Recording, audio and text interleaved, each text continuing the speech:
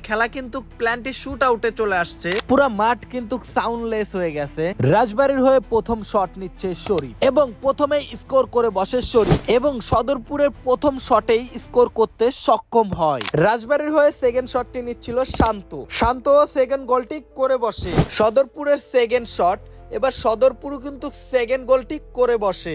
শ্বাসরুদ্ধকর অবস্থা মাঠে। তৃতীয় শটটি নিতে আসে সুজন ভাই এবং সেও কিন্তু স্কোর করে বসে। তৃতীয় শট নিতে আসে সদরপুর একাদশ, এটা কিন্তু একটুর জন্য সেভ দিতে পারে নাই ইব্রাহিম।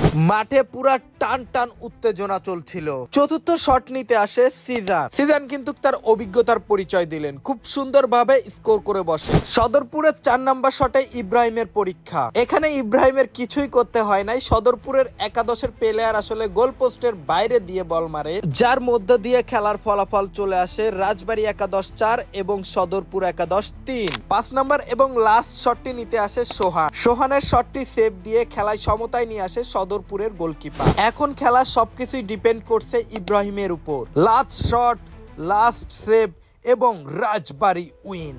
আজকের খেলার যদি পারফরমেন্সের কথায় আসি, সেই ক্ষেত্রে সদরপুরের পারফরমেন্স ছিল অনেক বেটার। আর রাজবাড়ী টিমের প্লেয়ারদের কথায় যদি বলতে যাই, সেই ক্ষেত্রে নিয়ন, ইব্রাহিম এবং রিমনের পারফরমেন্স ছিল দুর্দান্ত।